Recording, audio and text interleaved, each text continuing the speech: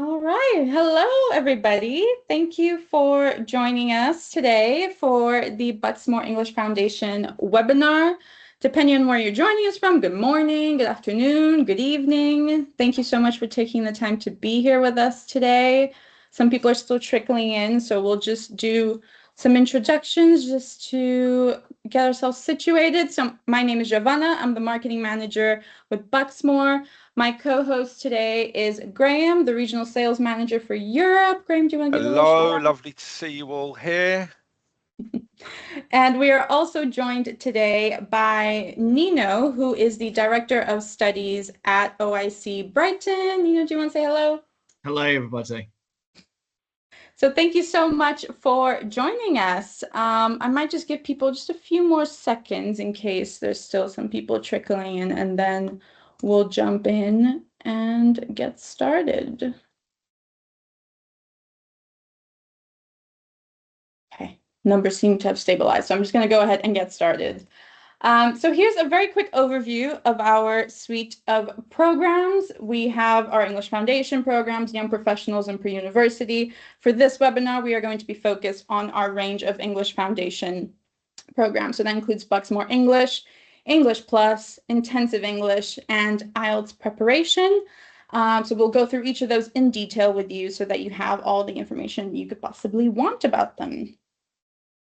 To give you an overview of these sort of foundational pillars of our English Foundation programs, as you can see there on the right-hand side, there's 5 components of it. Obviously, there's the English language component where the students are coming here to develop their English language skills through a variety of hands-on intensive lessons, but also through project work and socializing with students of similar or sometimes very different backgrounds. We'll go through testing and inductions with the students to make sure that they're always settled and situated within their program and are also aware of how they will be assessed throughout to ensure that they are making progress, but also being challenged in their learning. And of course, we understand that our students are coming here to learn and to develop their English language skills, but it's still the summer for them, and we want to make sure that they are kept entertained and making the most of their time in the UK, and the excursions and activities form a huge part of that as well. As you can see, we have our Bucksmore English programs. English Plus has a variety of different subject streams within it. We will go into more detail on each of those. Our intensive English courses are hosted at 2 different centers. We have one in Oxford at St. Hilda's College, which is part of the University of Oxford, and we have the same course hosted at King's College in London. Our IELTS preparation course is also at King's College London, and we'll go into detail on each of those coming up. Speaking of the excursions, it's always helpful to give you an idea of what students can expect from our courses and the kinds of places that they would be expecting to visit. So for instance, we have walking tours at each of the cities where our programs are based at. An example would be the Brighton walking tour. Students get to explore the coastal sites like Brighton Pier, the Royal Pavilion, the Lanes, which is an independent shopping district really famous in Brighton. They might go to Portsmouth and explore the historic dockyard. They also might get some time for shopping at Gunwharf Quays. Students might go to Canterbury and enjoy a punting tour or visit Canterbury Cathedral. In London, they could do a range of activities such as the Thames River boat cruise, visit the Royal Museums in Greenwich, as well as Buckingham Palace. And students can also visit Thorpe Park, which is a really famous theme park here in the UK. So that's just to give you an idea of the sort of range of excursions that we offer as part of our programs. And this is to give you an example of a week in the life of our students. So our Tuesdays are our arrivals and departure days. So our courses always start and end on a Tuesday. It's just worth bearing in mind. So that first day, we're just welcoming students in, making sure they're settled, they know where to go to find their bedrooms and to get situated in this new environment. On Wednesday, we jump straight in with lessons. They'll have a half-day excursion within their city of residence as well, just to get a better understanding where they are, what is around them, wherever they're studying. As you will notice in this example of the week in the life, there's always activities scattered throughout the week. These are on-site activities that our staff arrange and prepare for to make sure that the students are engaged, socializing, and encourages them to make friends, and encourages them to try new things, to step outside of their comfort zone a little bit and have a bit of fun. So we make sure that the students are always busy and always doing something to develop their language skills in the process as well. Students, as part of their program, get a half-day excursion and 2 full-day excursions every week. So that is illustrated in this week in the life as well. And then on the Mondays, depending on how long their course is, whether it's a 1-week course or 2-week course, the final Monday before they depart on the Tuesday, they will have an end of course party and graduation to really make sure that we close off that experience for them and acknowledge their hard work, the challenges they've overcome, and all of the development that they've achieved in their studies as well. So to bring this to life a bit more, I'm going to hand over to Graham and Nino. I will, take over for a quick moment with Nino.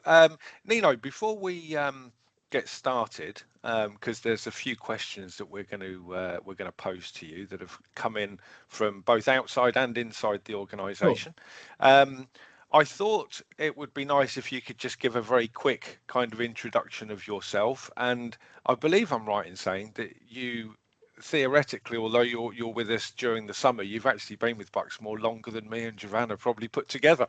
Yes, indeed. I've been with Bucksmore for almost a decade now. So, and honestly, I couldn't imagine my summer without it anymore. So, yeah, it's been a long time. Brilliant. And tell us about what you do when you're not with Bucksmore. Tell us a little bit about yourself and your qualifications, etc.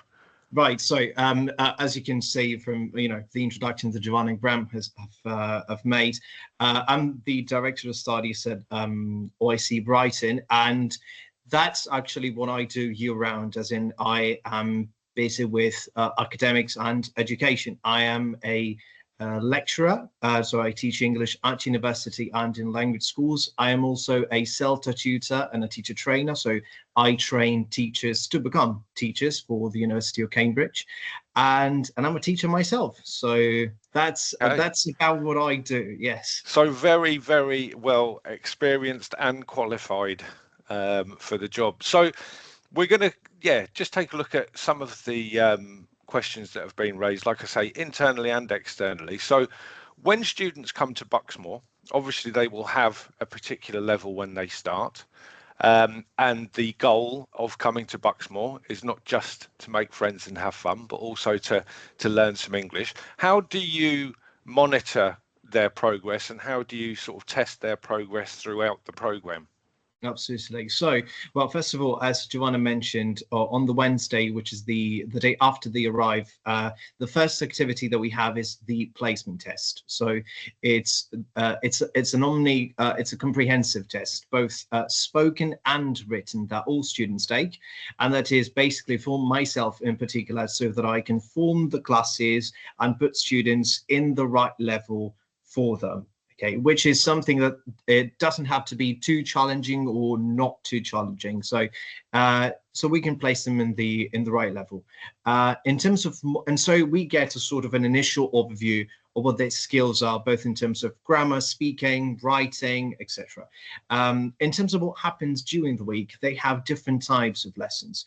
How do we monitor? First of all, I have daily meetings with the teachers at the center. So whenever there is something that, any doubts that teachers might have in terms of maybe this student's level is not 100% accurate, or maybe they could go to the next class, or they could go to the lower class. So I have these daily meetings with the teachers, and so we can always have a look at the situation. Mm-hmm. And in terms of progress, they have different types of activities within each lesson every day.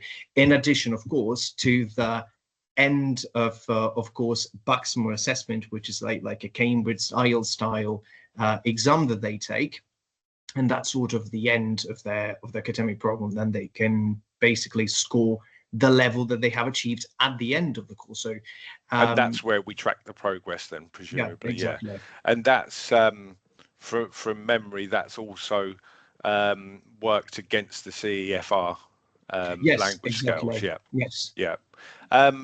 Just to kind of we're going to jump a few questions because you brought that up as well about different levels and having those reports every day. If a student is either they might have been a little bit nervous during the test and maybe scored, worse than their actual level, or if they're improving fast, can students move between levels during the program? Okay. Yes, they can. It's not something that happens from one day to the other. But of course, whenever we get either myself by observing the classes, because every day I pop into the different lessons and I observe the class as an external observer to see the dynamics, to make sure that all the students are at ease, they're not having problems, that they're happy with the class, etc. So if either myself or one of the teachers notices anything, what happens is I go back to the class, I observe the lesson, I watch that particular student for some time, I go back to the placement test, see what might have happened there, speak to the student directly, and then if after considering all these aspects, we decide, yes, this student has to move up or down, that can be done. Okay. I'm going to group actually two questions together because I think that in some respects they can be put together. So the first part is obviously not the students don't want to be all the time in a classroom.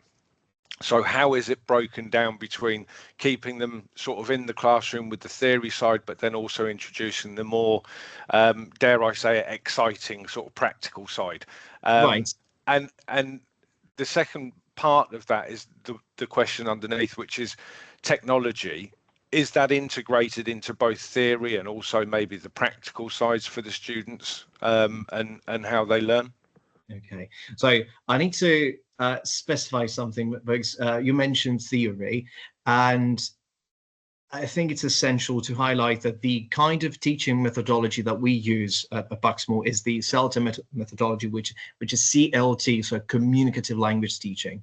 So if students sort of are used to, I don't know, in a frontal teaching of the teacher explain grammar and then doing grammar exercises, that is not what we do. Of course, they do study grammar, etc., but our kind of methodology is based on communication. So everything they do, everything they learn will be through active use of the language and communicating with the peers and with the teachers.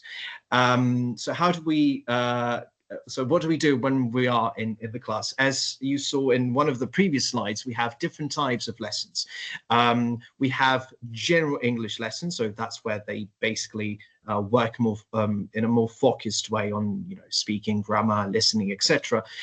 We have conversation classes as the third lesson of the morning whenever they have lesson. And so that's more based on real life situations, role plays, debates, even speaking games sometimes. Right. But then we also have pre-excursion or post-excursion lessons. So it's an English lesson that's more focused on culture and sort of giving them a purpose and a background of what they're going to visit during excursions that week, or they have visited in the previous days. Okay. And on top of that, the last thing we have for the academic program is the weekly project, which is in between an activity and a lesson. So they have something practical to create, but of course everything has to be done in English. Just to give you an example, a weekly project could be Bucksmore president. So each student has to sort of create their own speech and make their classmates elect them as president. And so we have this big ceremony for the project presentation where we stage a real presidential election. That's sort of an example. What was I the remember one? last year there was also part of one of the projects was they had to investigate something. So there were students running all over the campus trying to find clues and investigate things, which Exactly. from a practical perspective Yes. was really good. And in terms of technology, of course, we live in the 21st century. So we do use technology, as in our classrooms are equipped with the latest technology, smart boards and projectors, etc. As for use of their mobile phone, they are allowed to use it if the teacher has planned specific activities that require a smartphone, for example, like it could be an interactive quiz, or if they have to do research for the project, for example. Okay. But normally it's not something that they're not there with their phone during the lesson. Okay, okay. And finally, because I know that your time is very precious and you have other commitments as well today. So students, presumably, and this will be important for agents and parents alike to know, they will receive feedback on their progress, on how they've been during the week. Will they get some kind of report card? Is there an Absolutely. end of course test? Actually, you Yes. mentioned earlier there was a test at the end, yeah. Exactly. So what every student receives at the end of their stay is, first of all, a certificate of attendance, so which specifies the kind of program they have attended and the level at which they have performed. So, for example, even if they start, I don't know, at elementary level, but during those 2 weeks that they are with us, they are moved to the upper level because they have demonstrated progress, etc. So they receive the final level they've attended. So that's Okay. the certificate of attendance. Then, if they stay with us for at least 2 weeks, they also get a full report card written by the teacher and with a comment by myself as well, which states their progress and overall, performance in the different areas. So communication, participation, etc., etc. And is that given to the students in a physical kind of paper format, or is it a digital format that we send to the parents? Okay, the certificate of attendance is given physically during graduation. The report card instead will be sent via email to both the student and the parent as soon as they leave for home on the Tuesday. Fantastic.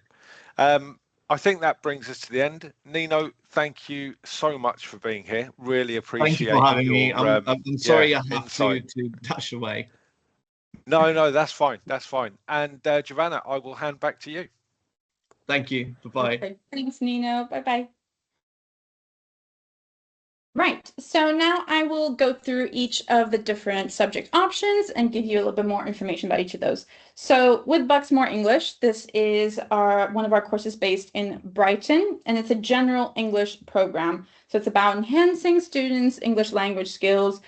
As Nino mentioned, their progress is monitored throughout, and they receive a certificate at the end to attest to their progress and the level that they are at. What was also mentioned is that our end of course assessment is also based or follows the Common European Framework of Reference Scale to ensure that the level that is stated on their certificate is reliable and accurate. As part of this course, they get 20 hours of English language tuition, a maximum class size of 15 students. So we keep it quite small so that they get a lot of support and attention if they need to from the teacher, but to also make it quite easy for them to get to know each other and feel quite comfortable around their new friends. They get 2.5 excursions each week, and this particular course is for ages 11 to 15. There's no minimum English language requirement. We will sort them into their respective levels and find them a suitable class. The course runs at OIC Brighton from the 30th of June to the 28th of July, and the minimum duration for this course is 1 week, but they could stay for the full 4 weeks, but the minimum would be 1 week. English Plus, the clue is in the name. It's English lessons plus an extra subject that might be of interest to the student. So this consists of 15 hours of English language tuition and 7.5 hours of whatever plus option the student has opted for. Again, the maximum class size is still 15 students. We still have 2.5 excursions each week. The age group is the same, 11 to 15. There's no minimum English language level. It's at the same center at OIC Brighton. You can see there the list of the different subject streams. I will go through each of those individually as well. The minimum duration for this course is 2 weeks. If students would like to stay at OIC Brighton for 4 weeks, they can choose either 2 different English Plus subjects, or they could do 2 weeks of English Plus and combine that with English. It's entirely up to them. But for each English Plus subject, the duration is 2 weeks. So to give you a bit more information on the English Plus subjects, we'll start with adventure. So this is for students that like a little bit of excitement and to do something very different and quite hands-on. especially with them being based in Brighton. There's so much that the seaside has to offer. So students can expect activities such as sailing, indoor climbing, windsurfing, high ropes, kayaking, paddleboarding, and rafting. So these are quite active, quite exciting sporting activities that the students can expect. But again, we're trying to build those skills outside of the classroom as well. They're learning specific terminology related to these activities that are of interest to them, while also building their confidence, teamwork, and resilience skills as well. With English Plus Business Entrepreneurs, so students that are interested in business studies, they'll have workshops related to entrepreneurship and leadership, idea generation, market research, and brand identity. They get to collaborate with other students on their course to create a project and deliver a formal presentation at the end. So they're working with soft skills such as confidence, public speaking, but then also applying their English language skills and development to this project. So there's a lot of academic tutorials and all these workshops to really try and bolster their understanding of what working and studying business could be like. With science exploration, so for those curious students, they get to explore subjects that maybe they might have some inkling of what they could be about, but maybe they haven't gone into a lot of depth of these at school yet. This gives them a chance to dip their toes in and try something new. So looking at subjects such as robotics, so building and programming machines, coding, so programming skills and figuring out the logic behind technology, forensic science, so stepping into the shoes of a detective and investigating crime scenes, as well as rockets, so actually testing rockets and little mini engineering challenges. With arts exploration, we try to really plan workshops that will give them a range of experiences within the arts. So looking at visual arts, dance, different styles of dance, drama, as well as music. So really trying to give them a sample of different areas of the arts that they could potentially be interested in. With multi-sports, so these are looking at organized team sports for students that are quite active. Like I mentioned, being in Brighton, if the English weather cooperates, it's lovely to be outside. And so students can expect to engage with activities such as football, tennis, and tag rugby as part of their 2-week course. Moving on to intensive English, as the name suggests, it is a bit more of an intensive course for students that want to accelerate their learning and developing their English language skills. So this has a slightly higher number of tuition hours, so it's 25 hours of English language tuition. The class size is still the same, 15 students. They still have 2.5 excursions every week. The age group is slightly different, so it's 13 to 17-year-olds. Again, there's no minimum language requirement. This course, as I mentioned earlier, is based across 2 centers, so students could choose to go to St. Hilda's College in Oxford, or they could go to King's College London. The dates are slightly different. At St. Hilda's, they could go for up to 5 weeks, whereas at King's College, 4 weeks is the maximum. The minimum duration at St. Hilda's is 1 week. At King's College London, the minimum duration for the course would be 2 weeks. And finally, with IELTS preparation, this course is specifically designed to ensure that students feel confident in taking on the IELTS exam. So it teaches them everything from the exam structure, the marking criteria, what to expect from actually sitting the real exam. And they also get bi-weekly mock exams throughout the course to prepare to sit an actual IELTS exam at the end. It's worth mentioning that the exam fee is included as part of this course as well. They get 25 hours of IELTS-specific preparation tuition, still have the same number of excursions. The age group is 15 to 17 for this course, and we do have a minimum English language level of B1 intermediate. As I mentioned, the exam fee is included, and this course is based at King's College London with a minimum duration of 2 weeks. Right, over to you, Graham. Back to me again. Okay, so I think we've moved back to the IELTS prep thing. There we go. We're going to have a quick look at the venues now. I often refer to Bucksmore as the Rolls-Royce of summer schools because I believe that we are one of the best providers in the world. And that isn't just because of our academic rigour and our fantastic syllabuses. It's also to do with the venues that we use. Some of you will know that we are part of Nord Anglia Education, so some of the venues that we use are actually our own. So if we start now with the first one up, fast becoming our flagship venue is Oxford International College in Brighton. It's in an absolutely spectacular location. It really is. I cannot praise the location of this enough. And I said the same thing this morning, but if you could turn this photograph around, you can actually see the ocean. The sea rather, maybe not the ocean, that's a bit of an exaggeration, the sea, on the coast of the UK in Brighton, which is absolutely stunning. And I believe also, although I have never done it myself personally, I believe you can walk to the coast in about 10-15 minutes from the school. But yeah, in the middle of countryside, it went through a massive multi-million pound renovation refurbishment scheme about 18 months, 2 years ago. So everything is new and clean and fresh. The bedrooms, the bathrooms, the dining facilities, the classrooms, the laboratories, wet and dry labs. It's just amazing. All of our students will be staying in twin rooms, with the majority of them in twin rooms with ensuite bathrooms. There are some rooms that share a bathroom, and typically this will be between 2 or 3 other bedrooms. Obviously, accommodation at the centres, not just OICB, but across all of the Bucksmore centres, accommodation is split very strictly between males and females, and never the two shall meet in the middle. We have outdoor sports facilities here at Brighton as well, including a massive green in front of the college itself that we often use for football or various other sports. I mean, I've seen limbo and all kinds of things going on out the front.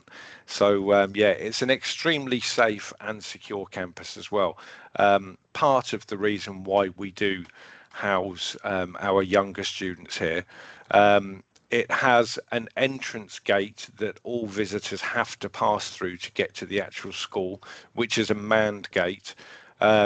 So very, very secure for all of the lovely little treasures that you'll be sending. And from the airport, we're looking at about 45 minutes from Gatwick and about an hour and a half from Heathrow. So very well situated there. Moving on, we have our photograph collage here from OICB. You can see at the top there, the second photograph is actually a photograph of one of the bedrooms, just to give you an idea. While they are twin rooms, they're very, very well designed so that when the students are actually in bed at night, neither one can see each other. So they do still have some privacy while they're there. There's a few photographs. So there's a photograph of the classroom, and there's a couple there as well from breakout rooms and spaces where they can go and relax. So that's Brighton, a brilliant location for a lot of our younger students. We then have King's College London, which, as the name suggests, is King's College based in London. This is where we do our intensive English, our IELTS prep, English programs. We also do young professionals here, but obviously we're concentrating on English students today. The accommodation at King's College London, I personally refer to it often, and I have heard many students refer to it as well, as being like a hotel. It is amazing. It is extremely safe, first thing. So to get into the building, you actually need a key card to get into the main building. Then as you enter into the reception area, just to your right, there is also a manned station to make sure that only the people that should be there are there. You then have another door to get through into the quadrant, which is the internal space, and then a further door key carded again to get into the actual accommodation blocks where the bedrooms are. All single rooms, all ensuite bathrooms, very modern, very clean. I have never heard a bad word said from any of the students about the accommodation at King's College London. And also, importantly, because it's a question that we get asked a lot by parents, how far away is the accommodation from the school campus? I would say it's a maximum of 20 metres, yeah, to the front door of King's College, the campus at Waterloo that we use. So it's very, very close. Means that there's no transport with buses or trains or anything like that, the underground, to get to the campus itself. Roughly, and I say roughly because we all know how the traffic can be in capital cities, and London is no exception. So roughly an hour from Heathrow and an hour from Gatwick. So yeah, King's College London, very popular with students, and I would highly recommend the accommodation there. Moving on, we then have our collage of photographs so that you can have a look at some of the facilities there. We have the top left corner, which is of the bedroom. As you can see, you've got a desk there, so if they need to do any study during the evening, or if they're going to have a video call with parents, they've got somewhere to put their laptop or their books for studying. And you can also see some of the other facilities that are available, the classrooms and some of the relaxation areas at KCL. Yeah, really, really impressive site at KCL. And then moving on, we have our other location for intensive English, which is St Hilda's College in Oxford. What more can be said? It is literally, it's like a quintessential picturesque English postcard is St Hilda's. It's part of the world famous Oxford University. It is right next to the River Cherwell. We have our own punting station, which is situated on campus as well, so students don't even have to leave. We often organise punting activities for students because it is something that is so typical to these kind of university cities, Cambridge and Oxford. So yeah, absolutely amazing location. Twin rooms, shared bathrooms in St Hilda's, typically again shared between 3 bedrooms, so 6 students. Again, as I said before, obviously all of the accommodation, and that includes the bedrooms, is separated between males and females. The facilities at St Hilda's are great in the sense that we have an auditorium there. There are sports fields nearby. You are literally in the centre of Oxford almost. So the minute you walk out of that gate, you've got that university city atmosphere that's just waiting for the students to kind of breathe in. Again, very secure on campus. We have big gates and fences that go around the entrance. You need to press a button to have access. There is a 24-hour porter's lodge there. So yeah, again, a very safe, very secure campus, and right in the heart of Oxford, one of the world's most famous university cities. About an hour from Heathrow, that would be the closest airport to go to, and about 2 hours from Gatwick. I personally always recommend people to fly into Heathrow anyway, because we have our Bucksmore private arrivals lounge, which makes arrival of students much more comfortable when they arrive into the country. So that's St Hilda's College in Oxford.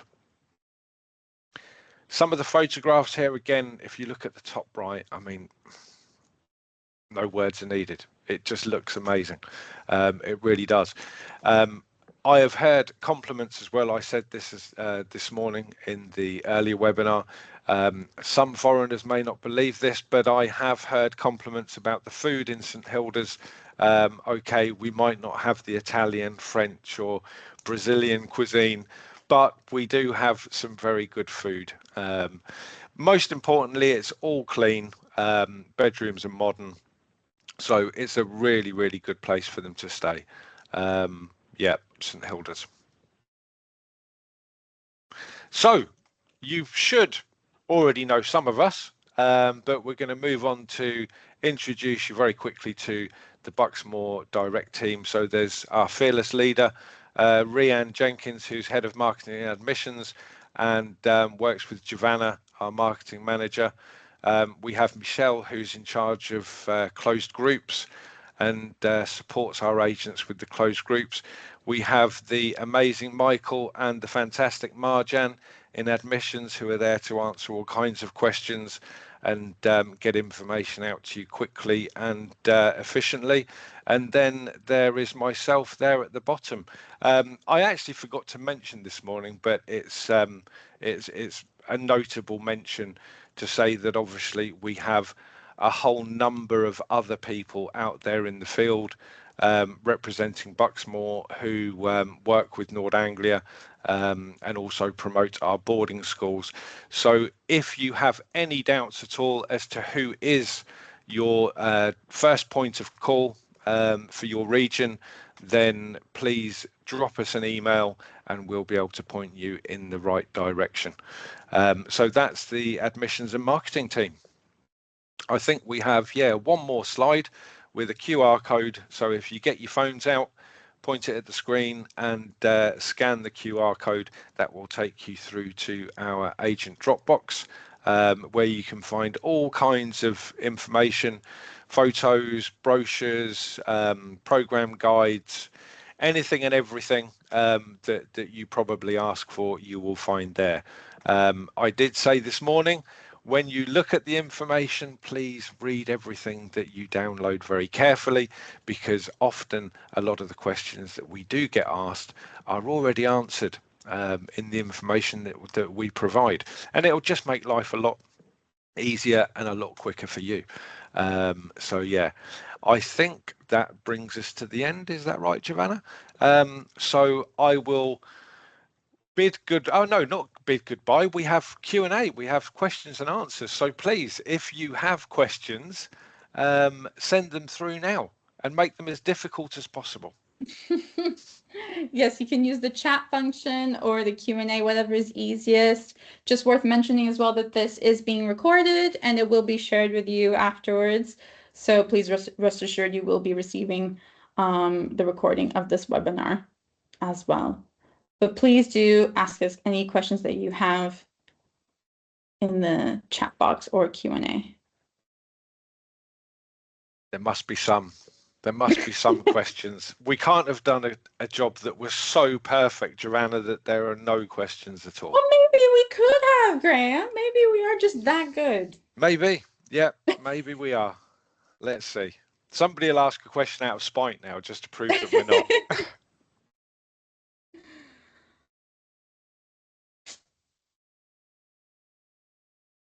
Oh, thank you, Andrea. That's a lovely comment. Thank you. Thank you. Oh, okay. So what if we have an 18-year-old student? Unfortunately, we do not accept 18-year-olds this year. Our camps are running from 11 through to 17.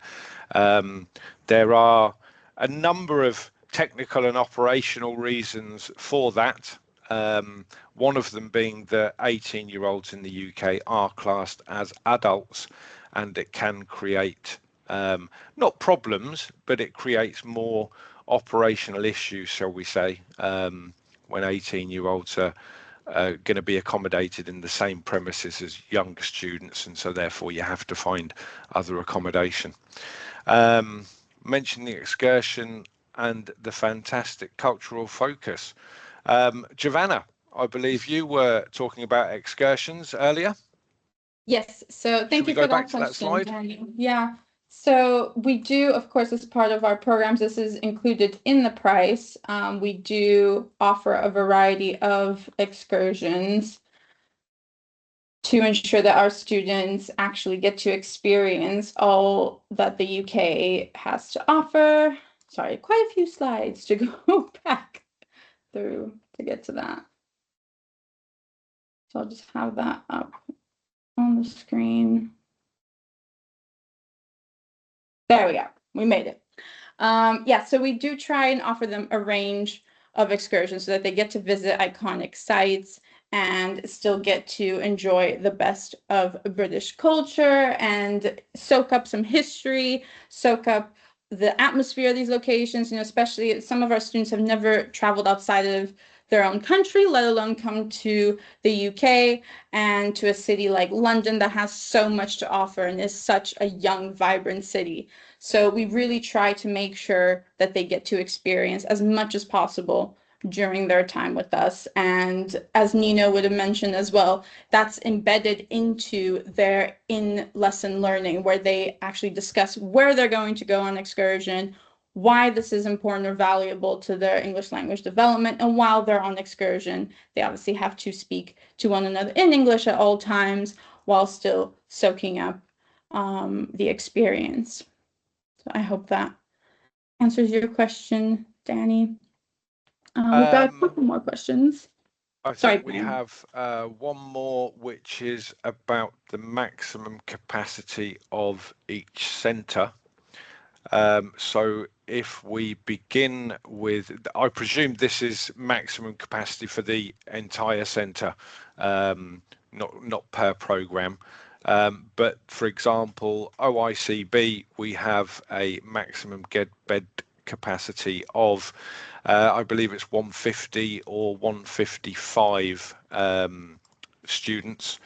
The information for KCL and St Hilda's is a little bit more flexible in the sense that with Oxford International College, the maximum bed capacity is literally dictated by the amount of beds we have there at the campus that are operational and can be used.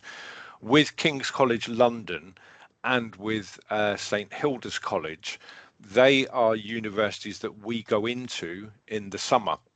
We pre-book a specific number of beds, but if there are more requests from students, we can always expand on those. So it's a bit of a fluid, flexible answer with regards to St Hilda's and King's College London. My advice would be, if you have students for those centres, send those bookings in, and trust me, we will be the first to tell you if there is no capacity left. However, from previous experience, King's College London and St Hilda's, we can very often expand to increase that number. I suppose, talking about capacities, we should also mention, probably more importantly for nationalities perspective, is the capacity of the actual student nationality of students. So we have a 20% cap on nationalities throughout the campus, meaning that we never create a situation where there is a language that is taking over. We always want English to be the common used language on campus. I believe we have another question from Danny. Also, where can the agents find the course over? Oh, simple. Go to www.bucksmore.com. You will find at the top of the page a menu. Click on, for example, with this webinar, we're talking of English, click on English Foundation. Then on the program that you would like, so for example, Bucksmore English, on that page, as you are reading the information, you will see a link which will take you directly to the course overview, which is a more detailed overview of the program itself. We have the amazing Giovanna to thank for these, as she put all of the hard work into preparing those and putting them on. So is there anything that you want to add to that, Giovanna?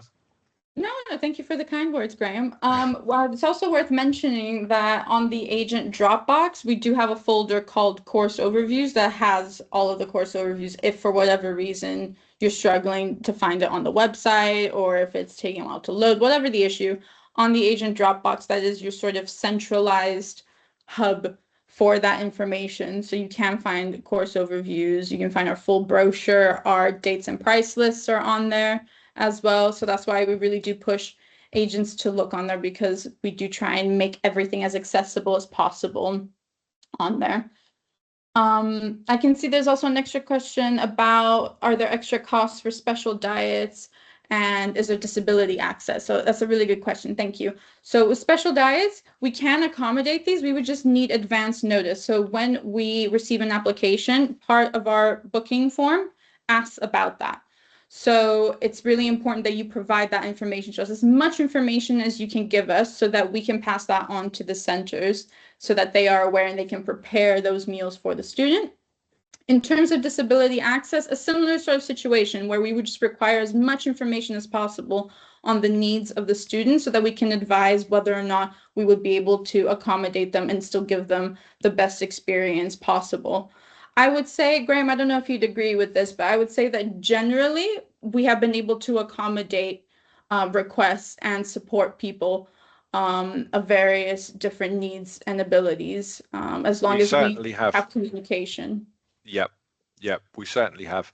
And that's across the board, for disabilities, and also with regards to students that could potentially have things like Asperger's, and things similar to that. We have welcomed and supported many students. I would just like to point out, however, if the special diet includes caviar and lobster, then yes, there will be an extra cost. For any normal special diets, be that for celiacs or for halal or anything at all, then yes, we can accommodate. Yeah, we usually have at any one time probably 3, 4, 5 or more special diets that are on campus, and that's to accommodate students that have diets for religious reasons, students that have diets for health reasons. So yes, we are very well equipped to cater for that. I also wanted to just make a point, when we touched on like nationality mixes and the capacities and availabilities per center and per program. We are sending out monthly updates, and the global recruitment team, our wider Nord Anglia team, and Graham himself have access to up-to-date availability, both in terms of how many beds are available per center, but also where the nationality mixes are at. So if at any point you want to check with us about availability, please do get in touch with the relevant regional managers, so that they can give you up-to-date information, because we understand you want to have reliable information so that you can pass that on to families and students. So please don't hesitate to get in touch with us, because we can provide that information. Very good point. It's something that I get asked a lot actually by agents, is the nationality mix on campus. Are there any courses that include Harry Potter studio tour? I don't believe so. Giovanna? No, there aren't any that include that specifically, no. Sorry, Yoshi. Was that for a particular student, or have you got a group who are interested in a Harry Potter tour?